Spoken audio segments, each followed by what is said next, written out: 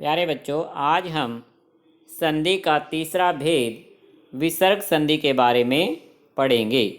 इससे पहले बच्चों हम दो भेद पढ़ चुके हैं।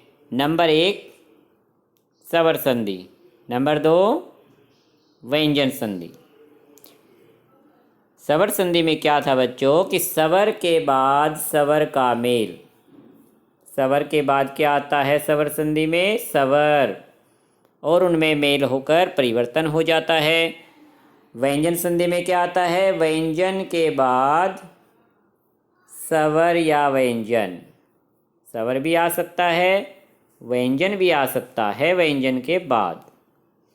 विसर्ग संधि, विसर्ग के पश्चात स्वर अथवा व्यंजन आने पर विसर्ग में परिवर्तन होता है।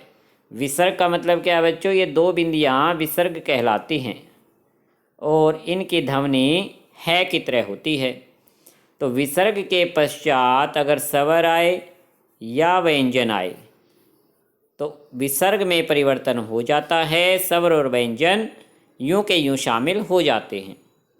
तो बच्चों इसे विसर्ग संधि कहा जाता है। जैसे निह प्लस च, जो विसर्ग थे वो श में बदल गए निश्चय। निह प्लस मल, विसर्ग यहाँ पर रे में परिवर्तित हो जाते हैं और निर्मल शब्द की रचना होती है।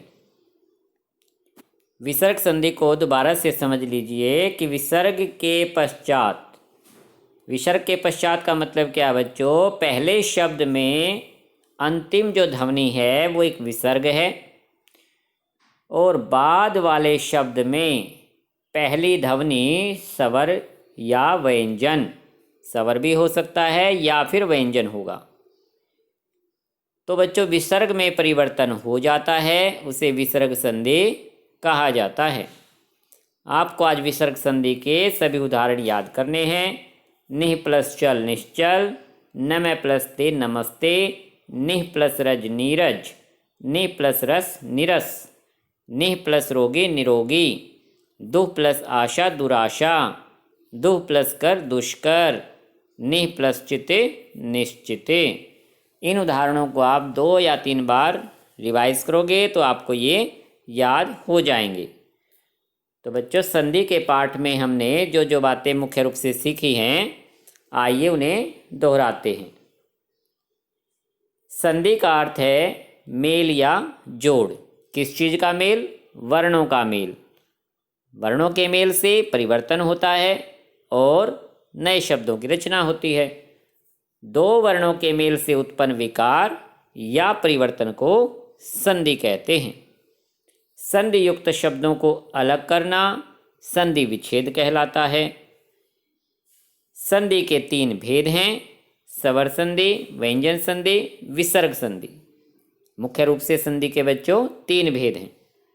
2 स्वरों के मिलने से होने वाले परिवर्तन को स्वर संधि कहते हैं। स्वर संधि के 5 प्रकार होते हैं: दीर्घ संधि, गुण संधि, वृद्धि संधि, यण संधि, अयादि संधि। इन सब के नियम हम समझ चुके हैं। तो आज आपको यह पूरा पाठ संधि का रिवाइज करना है। नेक्स्ट टाइम हम इसका अभ्यास करेंगे। अच्छा बच्चों, धन्यवाद।